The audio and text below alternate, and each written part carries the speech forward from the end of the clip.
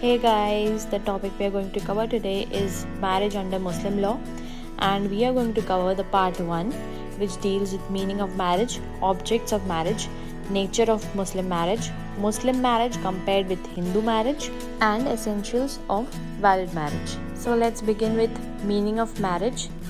Marriage in Arabic is called nikah. Arabic में marriage को निकाह कहा जाता है. निकाह is a form of relationship between a man and a woman established on certain terms. एक फॉर्म ऑफ रिलेशनशिप होता है एक मेल और एक फीमेल के बीच में, एक मैन और वुमन के बीच में, जो कि किसी सर्टेन टर्म्स पे बना होता है. In pre Islamic days women had no rights और positions, but it was prophet Muhammad who brought a complete change and placed women on equal footing as men with legal powers and functions. Under Muslim law, marriage is a civil contract. After marriage, women does not lose her individuality. अगर इसको simply समझे तो marriage Arabic में निकाह कहा जाता है marriage को मुस्लिम लॉ के अकॉर्डिंग, और निकाह जो है वो एक फॉर्म ऑफ रिलेशनशिप है जो कि किसी टर्म और कंडीशन पे बना होता है एक मैन और वुमेन के बीच में. और ये कहा गया कि प्री इस्लामिक डेज जो थे, इस्लामिक डेज आने के पहले विमेन का कोई राइट नहीं था, उसका कोई पोजीशन नहीं था. तो जो प्रॉफिट मोहम्मद थे उनके आने के बाद उन्होंने कंप्लीट चेंज लाया विमेन के पोजीशन में, उनको बराबरी का हिस्सा दिया, मेन के साथ साथ इक्वल पावर्स दिए, इक्वल फंक्शंस हैं उनके. और मुस्लिम लॉ के अकॉर्डिंग मैरिज को सिविल कॉन्ट्रैक्ट कहा जाता है. और सिविल कॉन्ट्रैक्ट इसलिए कहा जाता है क्योंकि एक कॉन्ट्रैक्ट में दो पार्टीज़ होती है, उनके बीच में कंसेंट होना ज़रूरी है, उनके बीच में कंडीशंस होते हैं, कंसिडरेशन होता है. तो ये चीज़ें मुस्लिम मैरिज में भी होती है, इसलिए मतलब मुस्लिम लॉ के अंडर में मैरिज को सिविल कॉन्ट्रैक्ट भी कहा जाता है. और लास्ट पॉइंट में ये मतलब है लास्ट पॉइंट का कि जो विमेन है वो अपनी इंडिविजुअलिटी लूज़ नहीं करती है. मतलब ऐसा नहीं कि शादी के बाद वो पूरी तरह से हस्बैंड पे डिपेंडेंट हो जाए, उसकी खुद की लाइफ होती है. शादी के बाद भी वो कॉन्ट्रैक्ट कर सकती है, अपने प्रॉपर्टी को ट्रांसफ़र कर सकती है जिसको चाहे, बिना किसी प्रेशर के, बिना किसी कंट्रोल के. उसका खुद का राइट है उसके खुद के लाइफ पे. और ये जो इंडिविजुअल राइट्स दिए गए हैं विमेन को, वो कुरान के इंजंक्शन से दिए गए हैं. Moving to our next slide which is objects of marriage.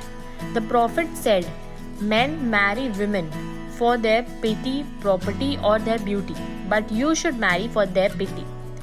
The ordering of domestic life, the increase of the family, care and responsibility of wife and children, the restraint of sexual passion. तो ये 4 main objects हैं मुस्लिम law में marriage के लिए. Moving on to a next slide which is nature of Muslim marriage. First is proposal, जिसको इजाब भी कहा जाता है, and the second is acceptance, to accept, जिसको कबूल भी कहा जाता है. तो जो मैरिज होता है उसमें दोनों चीज़ें होती हैं, प्रपोजल इजाब एक पार्टी से, और दूसरी पार्टी उसको एक्सेप्ट करती है. तो वहाँ पे एक्सेप्टेंस भी होता है, मतलब कबूल करती है, जैसे कि कॉन्ट्रैक्ट में भी होता है.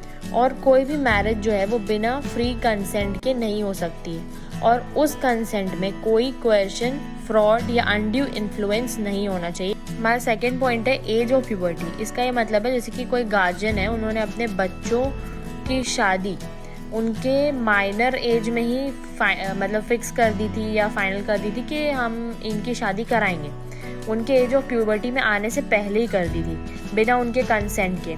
तो जब वो बच्चा अपने माइनर एज से एज ऑफ प्यूबर्टी के एज में जाएगा तो उसको ये पावर है कि वो मतलब उस शादी को नहीं करे, मतलब वो उस शादी के लिए मना कर सकता है. उस बच्चे के पास ये पावर है after attaining the age of puberty.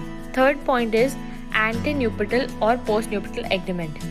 इसका मतलब ये है कि वेडिंग या मैरिज से रिलेटेड जो एग्रीमेंट होते हैं, कॉन्ट्रैक्ट होता है, वो शादी के पहले भी कर सकते हैं और शादी के बाद भी कर सकते हैं वो एग्रीमेंट, लेकिन एनफोर्सिएबल बाय लॉ होना चाहिए, रीजनेबल होना चाहिए, और इस्लाम की पॉलिसी के अगेंस्ट नहीं होना चाहिए. Fourth is terms of marriage contract can be altered.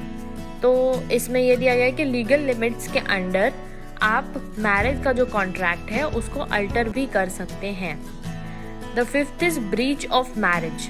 Breach of marriage को कुरान और हदीस दोनों में डिस्करेज किया गया है, लेकिन जैसे कि बाकी कॉन्ट्रैक्ट्स में होता है वैसे ही शादी भी एक कॉन्ट्रैक्ट मानी जाती है.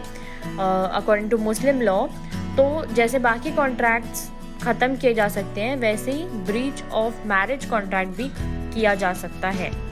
Moving on to next slide which is Muslim marriage compared with Hindu marriage.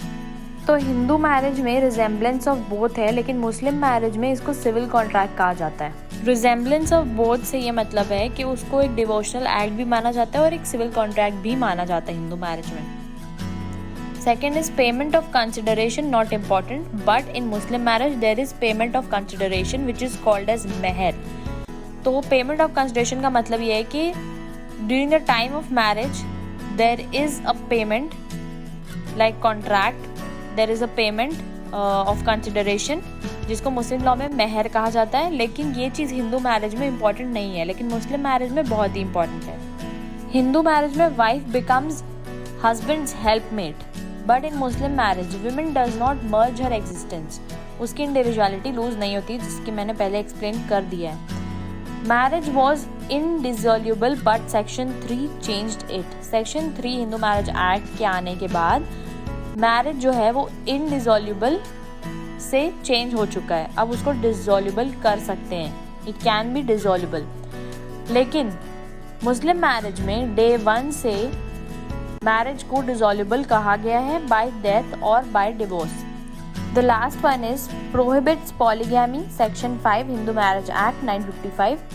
Hindu marriage में पॉलीगैमी मना है, मतलब आप एक वाइफ से ज़्यादा वाइफ्स नहीं रख सकते हैं according to section 5 of Hindu marriage act 1955।